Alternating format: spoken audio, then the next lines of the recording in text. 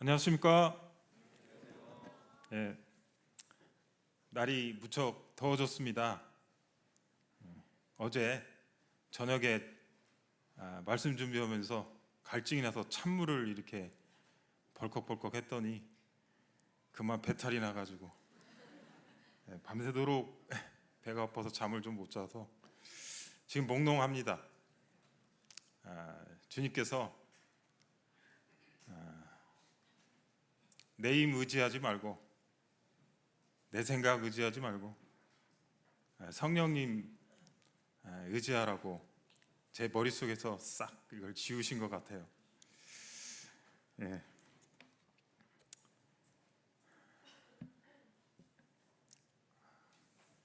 제가 한 번씩 이렇게 단에 오르면 계절이 지나 있습니다. 저번에는 3월에 봄이 왔었고요. 지금 여름이 왔습니다. 1년에 6개월이 벌써 이렇게 가고 있어요. 성도님들은 주님 안에서 이렇게 주님과 정말 동행하고 주님으로부터 어떤 이런 터치를 받으면서 잘 살고 계십니까? 가끔 유형제님 부럽게도 그런 고백을 하시는데 나는 뒤를 돌아볼 때 주님 안에 들어와서 한순간도 낭비하지 않았다고. 나이가 먹을수록 그 말이 얼마나 참 멋진 말인지. 요즘 제 삶을 보면은 학교에서 직장에서 또 가정에서 교회에서 좀 루틴하게 돌아가는 것 같아요. 아까도 말했지만 주님과의 어떤 그런 터치가 없이 그냥 그렇게 그러면서 이제 50을 넘으니 참 삶을 잘 살아야 할 텐데 이런 마음이 참 많이 듭니다. 주님 안에서.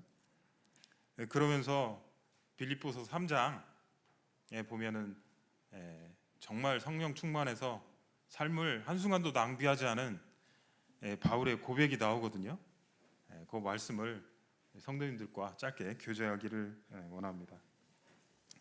빌립보서 3장 1절에서부터 14절입니다. 다소 깁니다. 제 설교는 짧기 때문에 한 절씩 교독하겠습니다. 끝으로 나의 형제들아 주 안에서 기뻐하라. 너에게 같은 말을 쓰는 것이 내게는 수고로움이 없고 너에게는 안전하니라.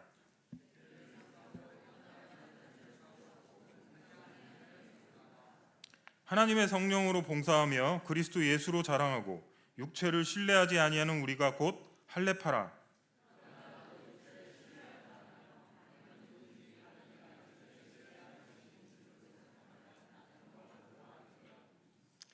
나는 8일 만에 할례를 받고 이스라엘 족속이요 베냐민 지파요 히브리인 중에 히브리인이요 율법으로는 바리새인이요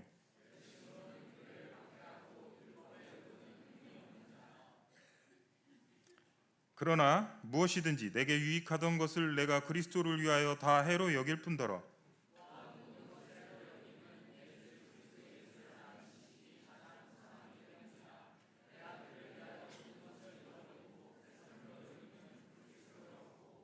그 안에서 발견되려 함이니 내가 가진 의는 율법에서 난 것이 아니요 오직 그리스도를 믿음으로 말미암은 것이니 곧 믿음으로 하나님께로부터 난 의라.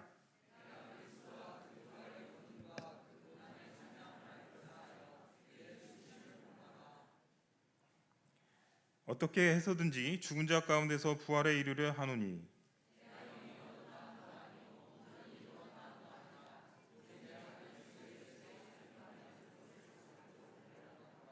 형제들아 나는 아직 내가 잡은 줄로 여기지 아니하고 오직 한 일, 즉 뒤에 있는 것은 잊어버리고 앞에 있는 것을 잡으려고.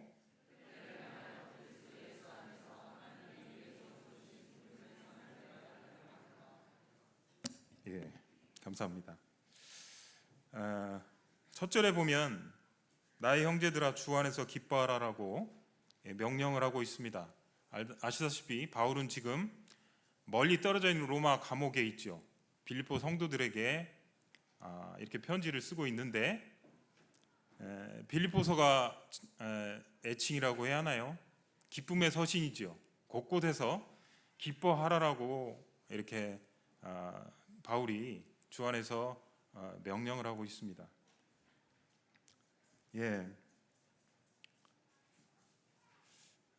가장 찔리는 제가 가장 찔리는 말씀이 이 기뻐하라입니다. 제가 대표적인 육신이 있어요. 그게 뭐냐면 어떤 문제를 보면 굉장히 부정적으로 생각하고 얼굴이 딱 표가 나요. 표가 납니다. 그래서 우리 딸 하연이가 제 눈치를 싹 보고 무슨 일 있냐고 막. 참 이게 그 옛사람이 하던 육신입니다. 이게 이제 참 잘 안 없어지더라고요. 근데 이 기뻐하라는 것은 뭐죠? 환경이 좋다고 문제가 없다고 이렇게 기뻐하는 게 아니죠. 여기서 보면 주 안에서 기뻐하라고 그랬습니다. 주 안에서 주님과의 관계 속에서 주님을 바라보고 또 주님의 약속을 바라볼 때 우리는 그 환경과 이런 세속적인 어떤 그런 거에 영향받지 않고 기뻐할 수 있습니다. 이건 말처럼 쉬운 게 아니죠. 인간의 노력으로는 안 됩니다. 이거는 성령에 의한 성품입니다. 우리 갈라디아서에 보면은 성령의 9가지 열매가 나옵니다. 거기에 보면 사랑, 그다음 뭐죠? 희락이 나옵니다. 희락이 이 기뻐하라의 명사거든요. 기쁨입니다. 결국 이거는 성령 안에서 성령으로 주님을 바라보고 그럴 때 우리 안에서 이루어지는 일들입니다. 그래서 그리스도인들은 표정이 어때야죠? 우리 내면에 예수님을 바라보고 표정이 어때야죠? 그 내면에 있는 것이 밖으로 이렇게 나와야죠. 참 저는 잘 안 됩니다.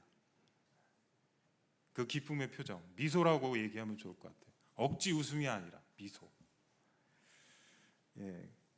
잘 안 되는데 저는 교회 오면 잘 됩니다. 여러분들은 어떻습니까? 혼자 있는 것보다 교회 오면 더 미소 짓지 않습니까? 거 보세요. 혼자 있으면 자기 쳐다본다니까요. 근데 교회 오면 성도들 봅니다. 영혼들 봅니다. 그러면 미소 지어집니다. 그 결과 성령의 열매인 기쁨이 우리 성품 안에 맺히게 됩니다. 자, 2절은 빌립보 교회에도 문제가 있었죠. 유대 율법주의자, 거짓 교사라고 그러죠. 이 사람들이 들어와서 율법을 지켜야 의롭게 될 수 있다라고 성도들을 어지럽히고 있었습니다. 그거에 대해서 바울은 삼가고 삼가고 삼가라 3번이나 경고를 하고 있습니다. 이 율법주의자, 유대 율법주의자를 개라고 행악자라고 몸을 상해하는 옛날 성경에는 할례당, 손할례당이라고 그랬어요. 같은 말입니다.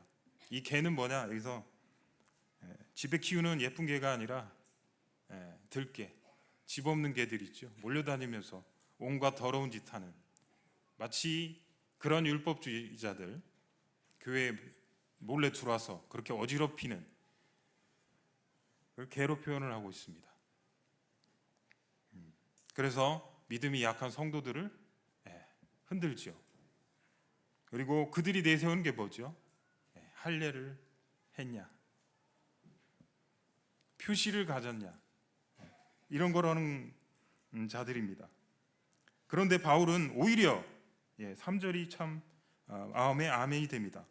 하나님의 성령으로 봉사하며 그리스도 예수로 자랑하고 육체를 신뢰하지 아니하는 우리가 곧 할례파라. 요즘 우리 교회 단연 화두는 뭐죠? 성령입니다. 저만 그렇게 생각하시나요? 그러시면 화요자매 유인관 형제님의 성령편을 2강을 하셨는데 들으시기 바랍니다. 성령입니다. 우리는 우리의 삶도 교회에서 하는 모든 것도 성령으로 해야 합니다. 성령이 주체가 되고 성령이 주시는 힘으로 하고 성령이 앞장서면 영어 성경은 보조를 맞춘다고 그랬어요. 성령이 앞서가면 제가 뒤따라가는 겁니다. 그게 성령으로 봉사한다는 거예요. 그리고 그리스도 예수로 자랑합니다. 예수님 자랑하죠. 찬양할 때만이 아니고 이 자랑한다는 말을 의지하는 걸로 바꿔보시죠. 정말 예수님 의지하시죠? 은근히 다른 거 의지하는 거 있지 않습니까? 혹시 믿을 만한 거 있지 않습니까? 요즘 제가 사춘기 두 아이를 키우는데 말 잘 듣고 공부 잘하는 애들 보면 부럽더라고요. 저희 애들이 공부를 못한다는 게 아니고, 혹시 자식 의지하십니까? 네. 곧 없어져 버리는 돈. 네. 최근에 우리 회사에서 연달아 한 달 사이에 두 분이 그냥 요즘 그 돌연사가 많아요. 스트레스도 많고 이 식습관이 그냥 막 기름진 거 많이 먹잖아요. 그래서 이 혈전이 이게 심근 딱 갖다 붙어가지고 그렇게 두 분이나 돌아가셨어요. 참, 그분들 노후 대책 엄청 잘 해놨거든요. 그냥 가지고 가지 못하더라고요. 자식들은 조금 좋을란가 모르겠는데, 우리는 그리스도 예수로 자랑합니다. 그리고 육체를 신뢰하지 않습니다. 이 여기서 말하는 육체는 뭐죠? 로마서에서는 육신이라고 말하고 있습니다. 죄로 인해 타락한 인간의 본성에서 나오는 그 모든 것들이죠. 내 생각, 내 의지, 내 감정, 그런 것들로 하는 것들입니다. 육체, 육신, 이런 걸 신뢰하지 않습니다. 우리는 성령으로 하고 육신으로 하지 않는다고 그랬습니다. 왜 육체를 신뢰하지 않나요? 그 육신 안에는 선한 것이 없기 때문입니다. 또 육신이 하는 생각은 하나님과 원수가 되기 때문입니다. 육신에 의해서 살아가는 사람들은 하나님을 절대 기쁘게 할 수 없습니다. 그리고 갈라디아에서 보면 그리스도 예수의 사람들은 그 육체와 함께, 그 육체는 이런 몸이 아니에요. 예수님 죽을 때 저도 죽은 건 아니잖아요. 그 육체, 육신이죠. 그 육체와 함께 그 정과 탐심을 십자가에 못 박았다고 그랬거든요. 성령께서 우리의 육체를 십자가에 못 박은 거예요. 우리가 그러기 때문에 그 육신을 살아있는 것으로, 내 것으로 나라고 여겨주면 안 됩니다. 분명히 우리는 그런 이미 십자가에서 해결해버린 그 육체를 신뢰하지 않습니다. 참 말씀 묵상에 이 세 가지 너무 좋은 것 같아요. 그렇지 않습니까? 한번 다시 읽어보시죠. 3절 한번 다시 한번 읽어보시게요. 시작. 하나님의 성령으로 봉사하며 그리스도 예수로 자랑하고 육체를 신뢰하지 않는 우리가 곧 할례파라. 4절에서 6절까지는 바울이 이 거짓 교사들을 생각하면서 나도 육체하면 빠지지 않는다. 요즘 말로 넘사벽 스펙이다. 가지고 있다. 걔네들 뭐 조금 가지고 그러는데 나는 정말 요즘 뭐 0.1% 많이 얘기하죠. 0.1%라는 거예요. 5절에 보면 도대체 어땠길래 보면 8일 만에 할례를 받고, 유대인들은 태어난 지 8일 만에 할례를 받아야 합니다. 예수님도 받으셨죠. 그럼 뭐예요? 날 때부터 유대인이라는 얘기입니다. 또 하나님의 선민인 이스라엘 족속이고요. 유명한 왕을 배출한 베냐민 집하고 히브리인 중에 히브리인, 이것은 엄마 아빠가 다 유대인이라는 겁니다. 순혈, 순도 높은 순혈. 그 당시는 유대인과 이방인의 사이가 엄격히 구분이 되어 있지 않습니까? 이것은 태어나면서 이렇게 선천적으로 가문 이렇게 훌륭하다는 겁니다. 그리고 율법으로는 바리새인이요. 율법을 철저히 지키는 바리새파였다는 겁니다. 그리고 열심으로는, 행동을 하는 그 열심으로는 자신의 종교 유대교를 무너뜨리려고 하는 기독교를 와해시키려고 그 기독교인들을 잡으러 다녔죠. 잡아서 대제사장에 넘겼죠. 박해했다고 그랬습니다. 그리고 율법의 의로는 흠이 없다. 율법을 그렇게 잘 지켰다는 겁니다.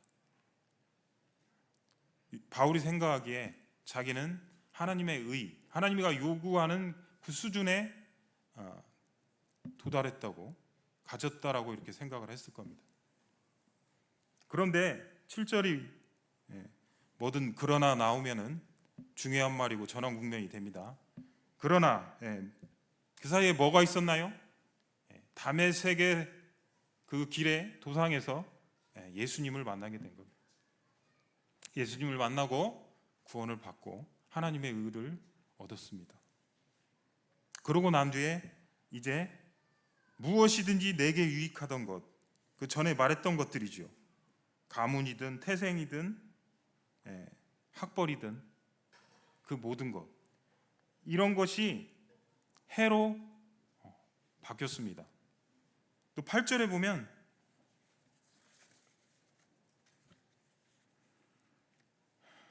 모든 것이 해로 여기고 심지어 배설물로 여기게 되었습니다.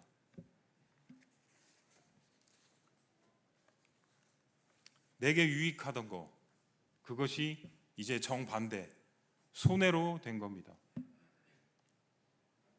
왜 그랬나요? 구원을 받고 나니까 첫 번째, 하나님의 의는 율법을 지켜서 얻을 수 있는 게 아니라는 걸 알았죠. 오직 예수 그리스도를 믿음으로만 얻을 수 있다는 걸 알게 된 거죠. 그리고 나머지 것들은 그거에 방해가 되기 때문에 해가 되는 겁니다. 그렇게 여겼다는 겁니다. 그리고 또 하나, 오늘 말씀을 하고 싶은 건데요. 8절에 보면 또한 모든 것을 해로 여김은 내 주 그리스도 예수를 아는 지식이 가장 고상하기 때문이라. 두 번째 이유는 내 주 그리스도 예수를 아는 지식이 가장 고상하고 탁월했기 때문이라고 그럽니다. 여기서 내 주 그리스도를 아는 지식은, 이거는 예수님에 대한 그런 지식이 아니에요. 예수님과의 관계 속에서 예수님을 경험해서 알아온 지식을 말하는 거예요. 여기 표현 보십시오. 내 주 그리스도 예수라고 했습니다. 주 예수 그리스도가 아니고 나의 주.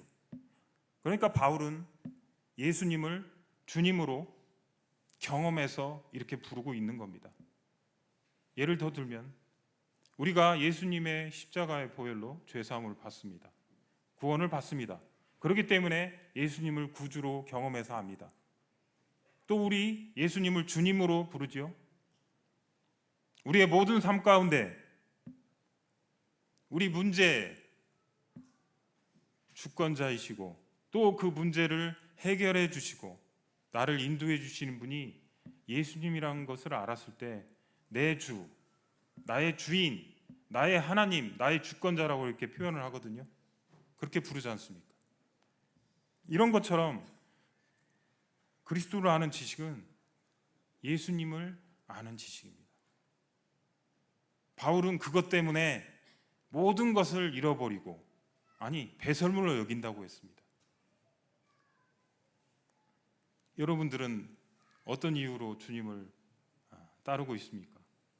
첫 번째 이유가 뭐였죠? 믿어서 의롭게 되는 거. 율법 지켜서는 안 돼. 행위 안 돼. 요것만 가지고 예수님 믿으십니까? 근데 바울은 바울처럼 내 주 예수 그리스도라는 지식 때문에 그렇습니까? 그게 너무 고사하고 너무 좋아서 그것 때문에 예수님을 따르고 계십니까?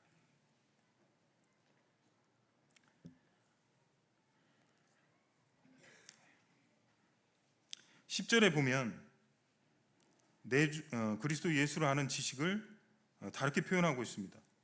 내가 그리스도와 그 부활의 권능과 그 고난의 참회함을 알고자 하여 그의 죽으심을 본받아. 그리스도를 아는 지식을 10절에 이렇게 말을 한 겁니다. 제가 영어 성경에 보면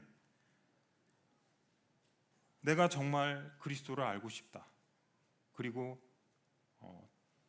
더 확실하게 이렇게 세 분 더 확실하게 하는 말이 뭐냐면 그 부활의 권능과 고난의 참여함을 알고 싶다 이렇게 돼 있습니다.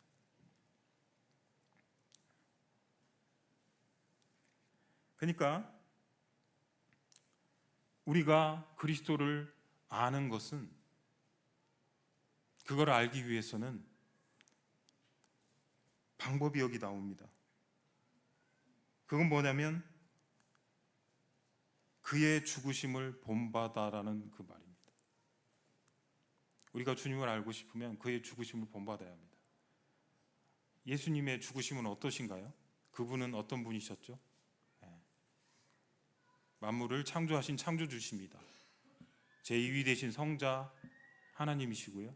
그런데 그분은 그 높은 그 영광의 자리를 버리고 우리 가운데 사람이 되셔서 낮아지셔서 오시고 십자가에 죽기까지 하나님 아버지께 복종하셨습니다. 우리는 그런 예수님과 연합해서 성령에 의해서 연합해서 죽었습니다. 우리의 옛사람, 옛자 육체가 육신이 죽었습니다. 그리고 성령에 의해서 새 사람으로 부활했습니다.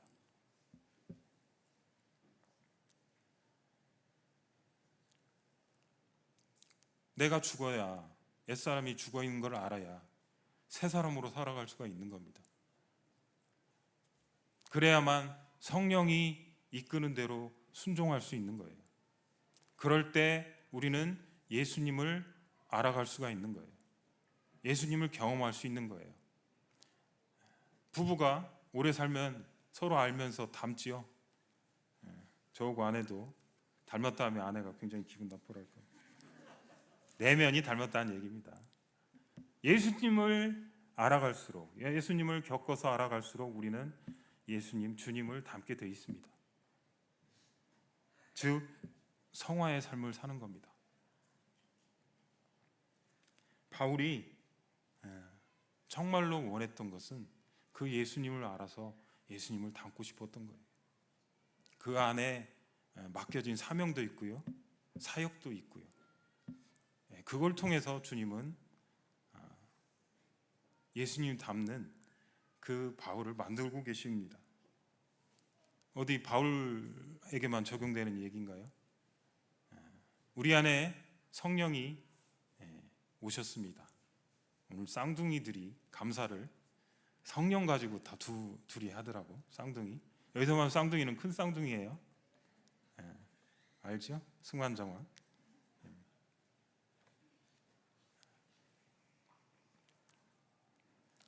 우리에게 성령을 주시고 그 성령에 따라 주님 닮으라고 하는 그런 주님의 뜻입니다.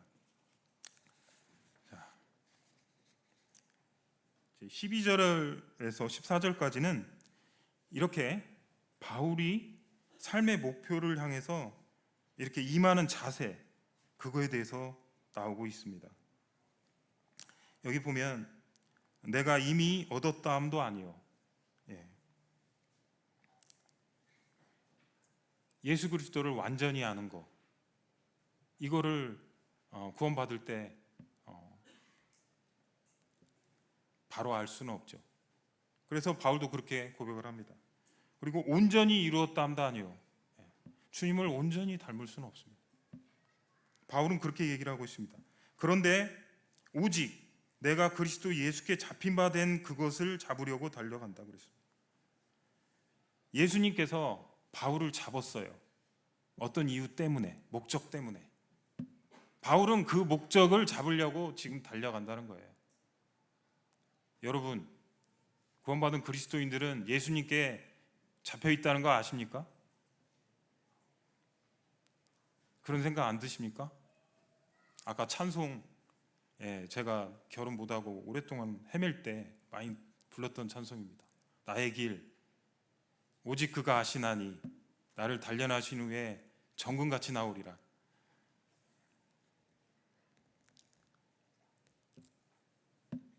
정말 바울은 그것을 잡으려고 쫓아갔습니다. 그러면 그것이 무엇일까요? 성령께서 로마서 8장 29절 말씀을 해주셨어요. 그건 뭐냐면 그 아들의 형상을 본받는 겁니다. 그 아들의 형상을 본받는 것, 예수 그리스도를 닮는 거라는 겁니다.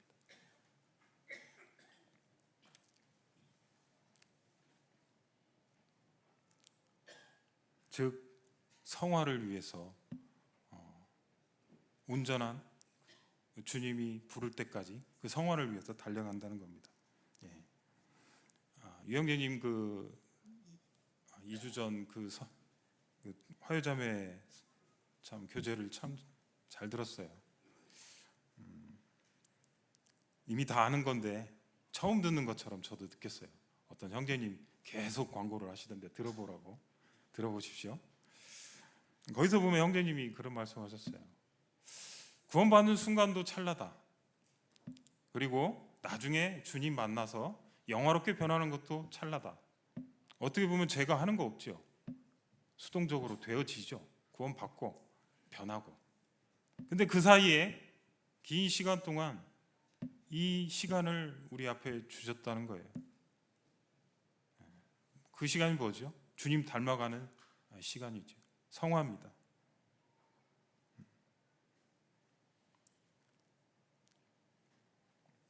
어쩌보면 주님이 구원을 하신 이유는 우리가 이 모양 저 모양으로 주님 격과 알아서 주님 닮도록 성화하도록 구원하신 겁니다.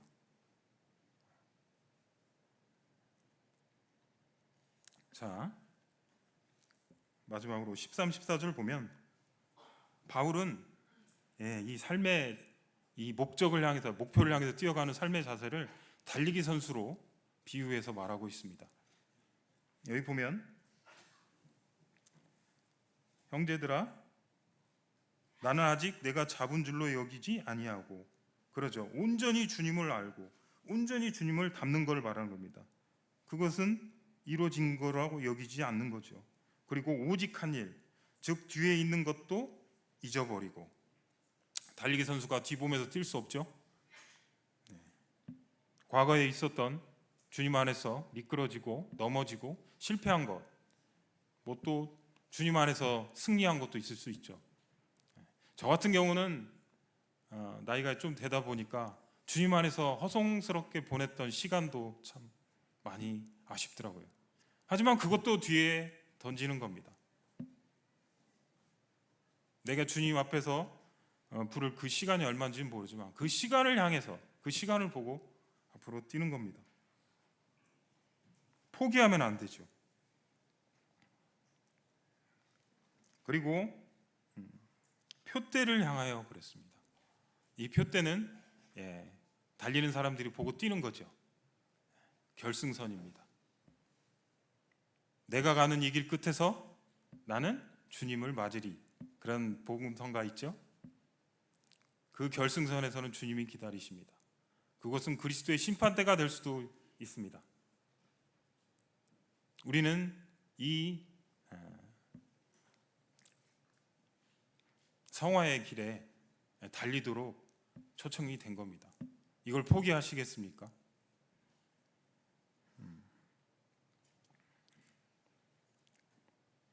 그리고 상이 있습니다. 하나님이 위해서 부르신 부름의 상. 이 상은 달리기를 완주한 사람들한테 예전에 월계관을 줬죠. 그런 것처럼 이 믿음의 길, 믿음의 경주를 마치고 주님께서 우리에게 주실 면류관을 말한 겁니다.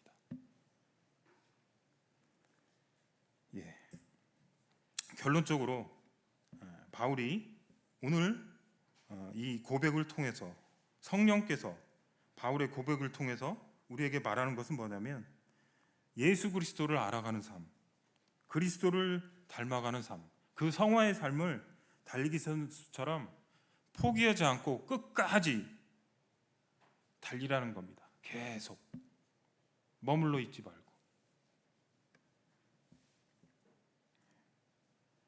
구원 받은 거에 안주하는 거 그거는 어쩌면 그 안에 성령이 없다는 표시일 수도 있습니다.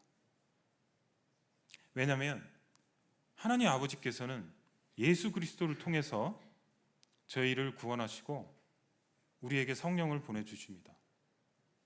그 성령은 로마서 8장 28절에 나오는 것처럼 모든 것을 합력해서 선을 이루시는 분이시거든요. 그 선이 뭐냐면 아들의 형상을 담는 것, 곧 예수님을 담는 성화를 말하는 거거든요. 우리 안에 계신 성령은 그 선을 위해서 우리를 가만히 두지 않을 겁니다. 그렇기 때문에 우리는 성화의 이 삶을 포기 없이 끝까지 이렇게 살아야 합니다. 예.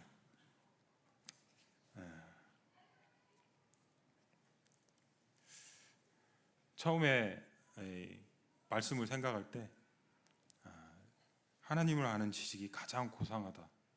이 말씀이 예전이나 지금이나 때로는 제가 허접한 것에 이렇게 연연해하고 이럴 때 저를 정신 차리게 하는 이 말씀이었어요. 그때는 그 뜻이 뭐 이렇게 풍성하지 않았는데 이번 교제를 통해서 그게 성화의 삶이었구나. 그것이 우리 안에 계신 성령이 이끌고 요구하는 삶이었구나. 그런 것을 알게 됐습니다. 우리 안에 계신 성령, 열심히 뛰는 거 아닙니다. 내가 뛰면 안 되죠. 육신으로 오면 안 됩니다. 성령의 인도하심을 받아 끝까지 열심히 성화의 길을 가는 저와 여러분이 됐으면 하는 기도가 있습니다. 예, 기도 드리시고 말씀을 마치겠습니다. 하나님 아버지 감사합니다. 우리 주 예수 그리스도의 십자가의 죽으심과 부활하심을 통해 우리를 구원하시고 성령을 저희 안에 주셔서 주님 닮아가도록 인도해 가시는 그 큰 사랑과 은혜에 감사를 드립니다. 저희 안에 계신 성령에 순종하여 그리스도의 장성한 분량에까지 이르는, 그래서 주님께 영광 돌리고 주님께 칭찬을 받는 저희가 될 수 있도록 도와주시기를 원하옵니다. 감사를 드리며 예수님의 이름으로 기도합니다.